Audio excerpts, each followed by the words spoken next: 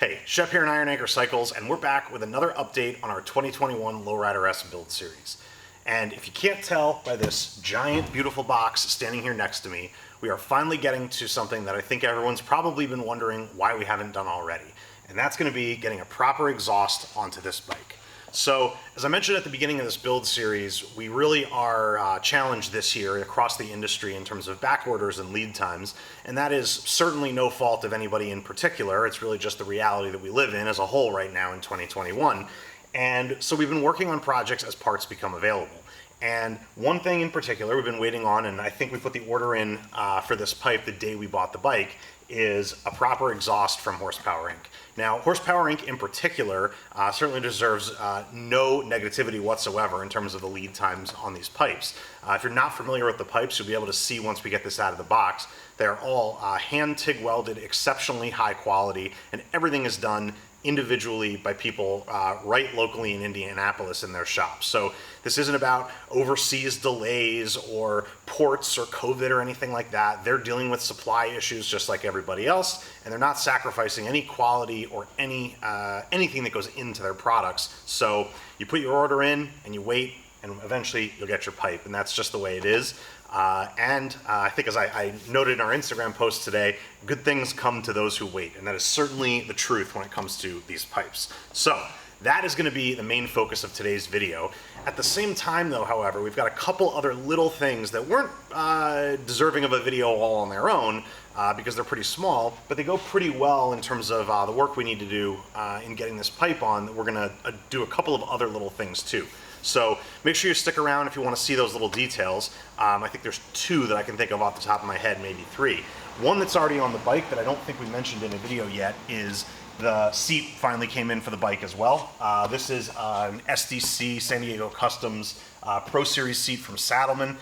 It's very similar to a Saddlemen Step Up, which is one of our favorite seats that we run on both of our dynos. We've sold a ton of them. I'm sure you've seen them around.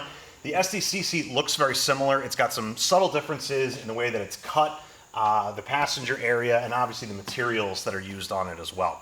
So we got the stitching done to match the sort of bronze look of the wheels on the Lowrider S, and it's super comfortable, it looks great, and it's definitely going to do the job. So that is one thing that's kind of we did off camera, just threw this on when it came in. Certainly not going to do a video on installing a seat, but that's on and ready to roll. So before we get started on the pipe, we're going to go ahead and obviously get the old stuff out of the way. I'll start by just moving this box out of the way here. We're obviously going to take the old exhaust off and just move our foot peg, mount, and brake lever assembly down and out of the way. You don't need to disconnect that, just take the bolts out and let it hang. Just make sure you protect it from getting scratched. And we'll go ahead and get this old stuff off, and we'll talk about what the next step is once we've got that ready to go.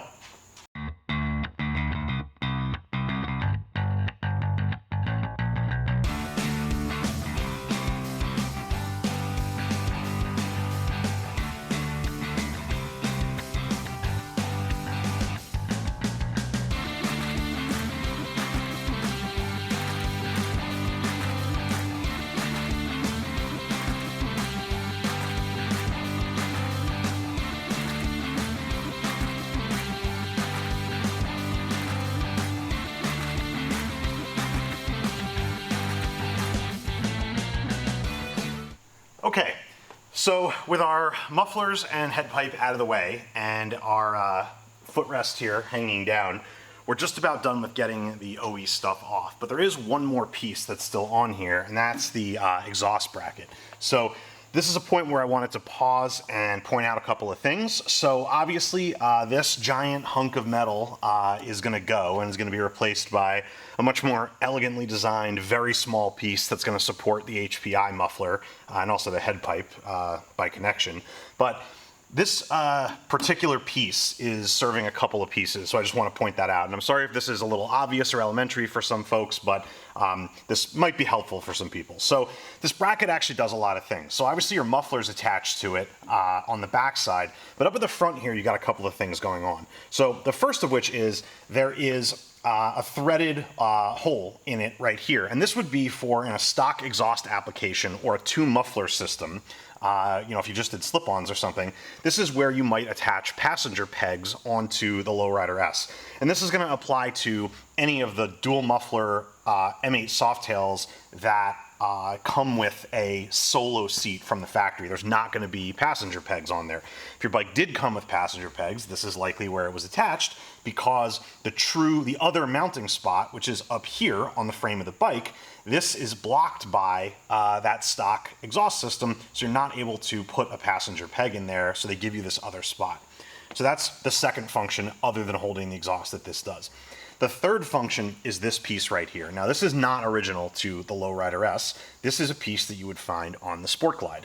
And I think we've hinted a little bit at what the final product of this bike is going to be. And, maybe I'm giving it away a little bit more here.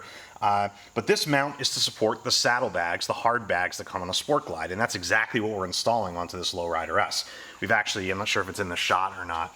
It is. We've got the mounts on the top on here as well. And if you were paying attention in some of the previous videos, you might have seen these mounts kind of peeking out, and we might have got an idea of what we were doing. So obviously when you see this here, you'll see that when this bracket comes off, we're going to have to find a new place to mount this. Now, it's not that big a deal. You could get a little creative and make yourself a bracket, but because it's a pretty common thing that people are going to want to get rid of this giant bracket and do either a 2-into-1 or another kind of exhaust system, there are people out there that are just making and selling the bracket, and they can be had pretty cheap.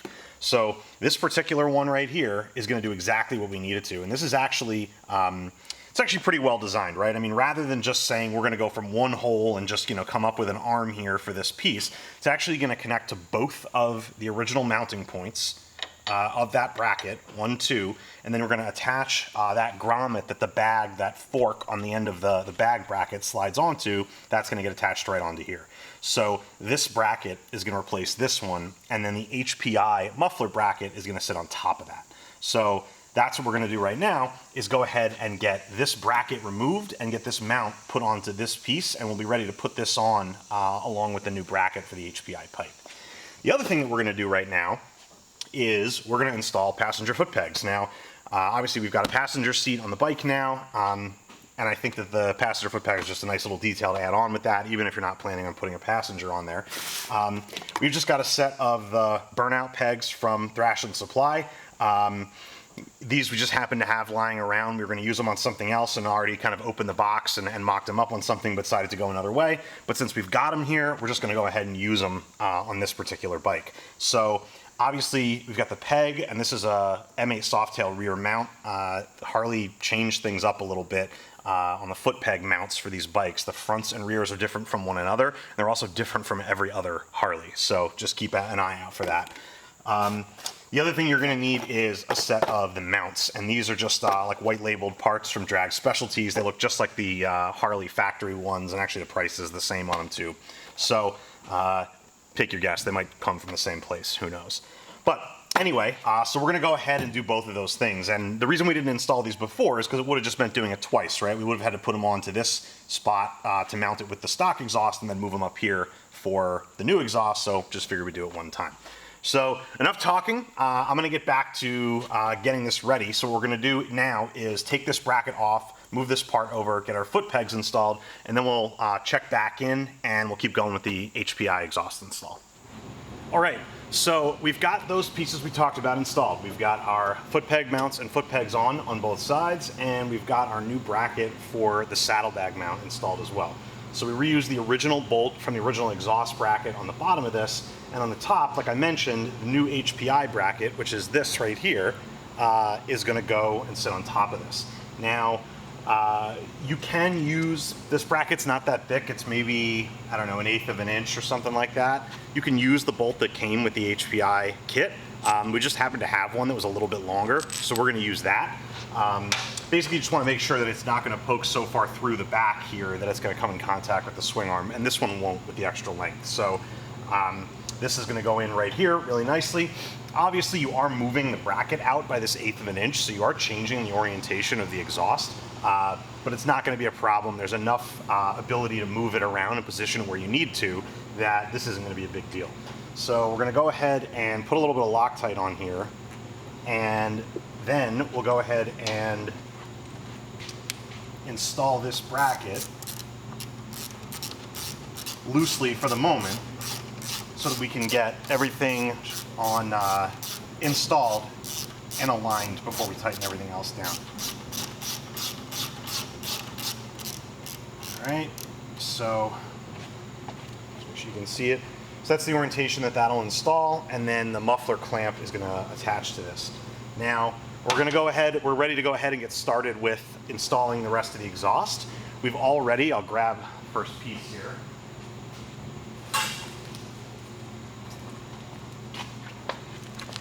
We've already got our oxygen sensor installed into the adapter bushing and then into the bung on the pipe.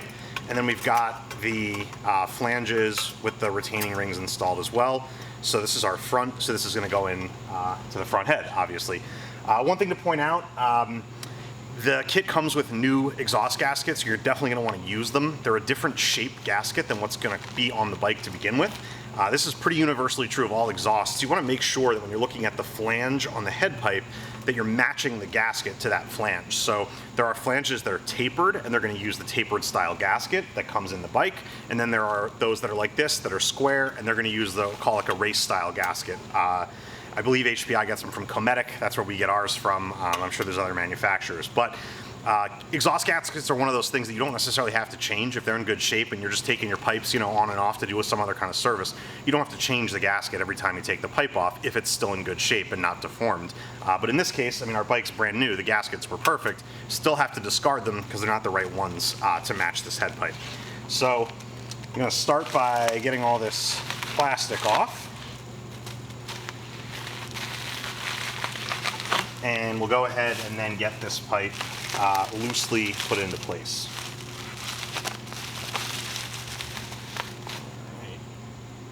Now, we are going to wipe this down to get all of the fingerprints and everything off of it before we get it hot and start the bike. But still, we're going to make an effort not to manhandle it too much.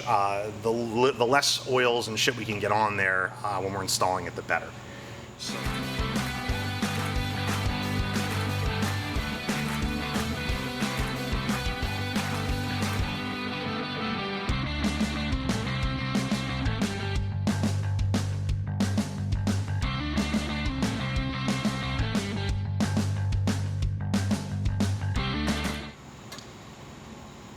So we've got both pipes installed loosely. Now, hopefully you can see, obviously this was certainly doable with one person. The front pipe in particular on these bikes that have the oil cooler mounted up in the front, it's a lot easier with a second pair of hands, somebody to hold the pipe, make sure it doesn't scratch anything, and then somebody to put the nuts on.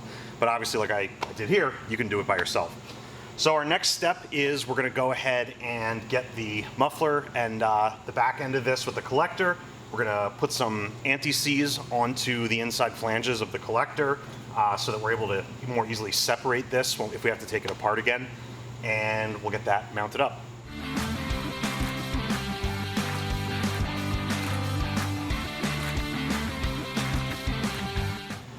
The next thing I want to do is we're going to take our clamp assembly and just pay attention to how this comes apart. It'll just make it easier to put it back together. But basically the whole thing is going to go around the muffler here, and then it will sit on top of the bracket. And then the bolt will come up through, the bolt will come down from the top, and then the nut will come up from the bottom.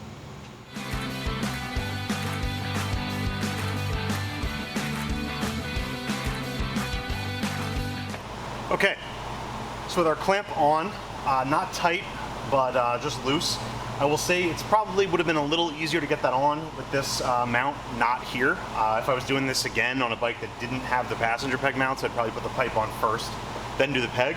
But it's doable with the passenger peg here, and that's important to know if you're working on a bike that already has them. You don't have to take them off or anything like that. But just kind of get some pressure on there and get it to close, and then you can get that nut started on the bottom and get it threaded in. So the pipe is roughly in the spot where it's going to live. We're just going to tweak it a little bit as everything is still loose, and then the next step is going to be we're just going to start at the front and work our way back. We're going to tighten the nuts on the heads evenly, then work our way back to the clamp here, and then finally tighten the bolts for the bracket there. So I'm going to go ahead and do that, and we'll check back in. All right, so it's all back on, everything's tightened up, and we've got it wiped down with some denatured alcohol to get all the fingerprints and oils and shit off of it. So perfectly clean, and we're ready to fire it up and see what it sounds like. Just a couple quick notes. We also obviously reconnected the O2 sensors, and I'm trying to think if there's anything else I did between the last cut and this one. This bracket, foot peg, everything's back on. It's all done, ready to go. So let's see what it sounds like.